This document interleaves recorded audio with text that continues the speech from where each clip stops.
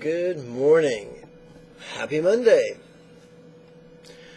Welcome to Meditation Lesson 1, Part 20.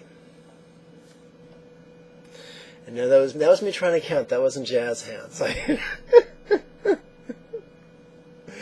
Okay, I'm going to start this the way I always do. This is a commentary to the first quarter set of lesson texts. This is only going to make sense to you if you're looking at the free PDF. You can download the latest version of it using one of the links just below this video, provided that you're watching this video on its dedicated YouTube page. So if you're watching this someplace else on the internet, and towards the bottom right hand corner of this screen, you'll see a little YouTube icon. Click that. It'll take you to the right page. Easy peasy lemon squeezy. So when you're on that page, you get to the link that takes you to first quarter practice materials. Go there, and it'll give you it'll take you to a page, and there'll be a link on that page. You can download the latest PDF for free. Folks, there are many reasons to become a Buddhist monk. To become fabulously wealthy is not one of them, I assure you. So, by the way, if this is your first time watching one of my videos, do yourself a favor, watch Lesson 1, Part 1. These videos are in context, and they build on the information from the previous videos. So, even if you think you're a smarty pants, even if you think Buddha could learn from you, do me a favor, practice just a little bit of humility, watch Lesson 1, Part 1. Are you still here? Either you're really, really stubborn, or you've watched all previous 19 videos. I'm going to play with the second idea. I'm going to give you the benefit of the doubt. So, I'm gazing upon the first quarter lesson texts right now, and I'm turning to page 5. The third exercise from the top, its superscription or heading reads, Antidote for Greed. I gotta tell you, when I was a little boy, I loved watching the Warner Brothers cartoons. I don't know if you're like me, but I liked the team of Daffy Duck and Bugs Bunny.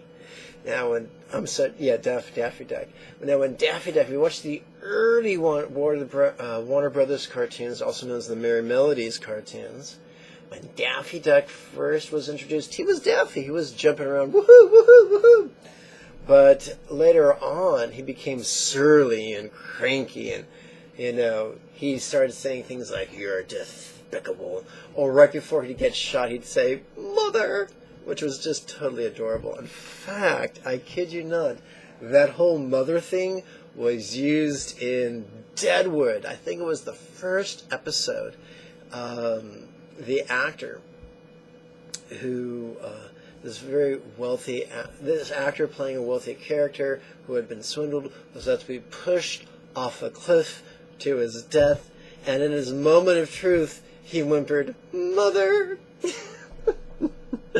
Not an auspicious death. I suspect that performance was inspired by our friend Daffy Duck. What's all this business about Daffy Duck? Glad you asked. In one cartoon, Daffy Duck and Bugs Bunny were tunneling, and they poked their heads up in the middle of the Sahara Desert. Bugs Bunny said, "Oh, I must have taken a wrong turn at Pismo Beach." And, of course, the hilarity ensues, and they wind up searching for his treasure. And in this culturally insensitive cartoon, this man named Husan was chasing after them, saying, "Husan, chop." So the cartoon went on for a very long time, and towards the very end, after they dispatched Husan, or Hussein, Daffy Duck came across a lamp. He said, "Oh, this might fetch a couple of dollars on the open market. Maybe if I could clean it, it would fetch a few more." So he rubbed the lamp, and wouldn't you know it, out comes the genie of the lamp. But greedy Daffy just thinks he's another obstacle standing between him, Daffy Duck, and the treasure. So he tries to force the genie back in the lamp. He's stomping on the genie's head, and of course the genie loses his temper and says, "You have desecrated the genie of the lamp!" And the next scene you see Bugs Bunny walking around pushing mine carts full of jewels, singing "We're in the Money." And he wonders to himself, where did Daffy Duck get off to?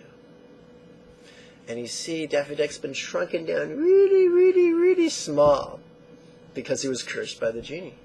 And he's carrying only a single jewel, but to him it's huge. And he's screaming, "It's mine! It's mine! All mine! I'm a wealthy merchant!" And we said all that to say this: we can often be the same way. We can be that with our pleasures. "This is my girlfriend. Back off!" Or we can be that way with work. "This is my promotion right here. My promotion. Piss off." Sometimes we can be that way with our sufferings. I've been studying psychic healing, energy healing for many, many, many years. And I can't tell you how many people I've encountered who actually felt self-righteously justified by their sufferings. So much so that after I'd take away their back pain or their leg pain or their head pain, they would actually sound disappointed. "Okay, ma'am, what number's your pain now?" "Oh, it's a 0. I kid you not. On some level, deep down, we're as greedy as Golem is with the ring. "It's mine, it's precious, the precious." Even with our sufferings, even with our anger, even with our fear, even with our sadness. Because we don't think of it as, this is the anger I'm suffering with now, or this is the fear I'm suffering with now, or this is the sadness I'm enduring now. We think, this is my sadness.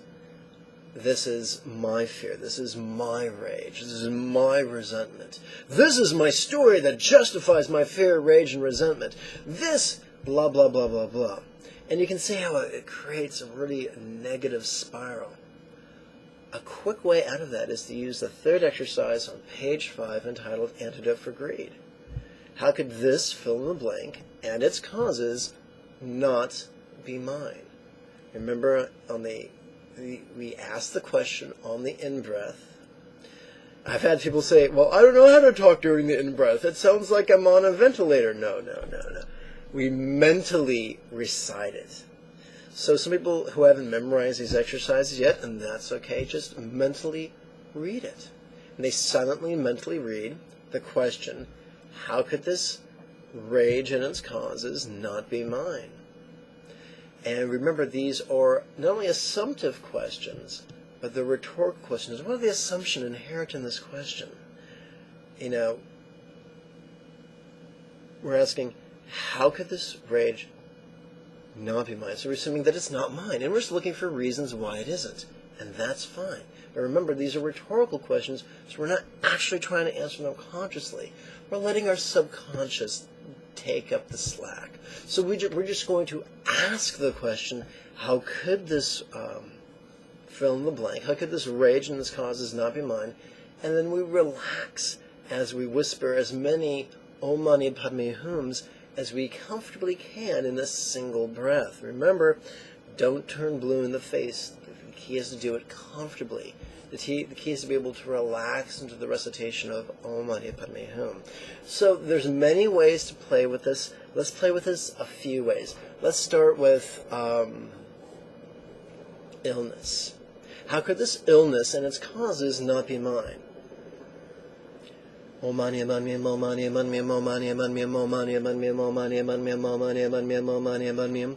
perhaps pain. How could this pain and its causes not be mine? Or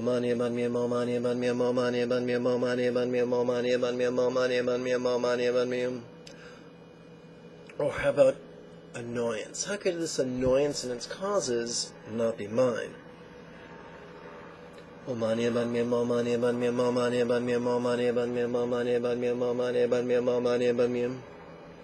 you hear that helicopter in the background? They're looking for me. Okay, so now let's deal with anxiety. How could this anxiety and its causes not be mine?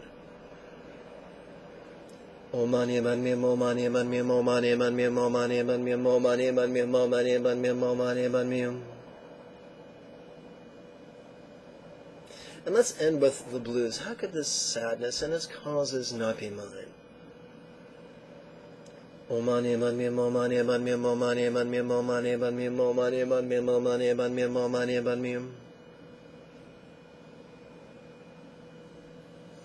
there you have it. Remember, what we feel is not an indictment. What we feel is not determined whether we're spiritual or unspiritual. What we feel is just what we feel.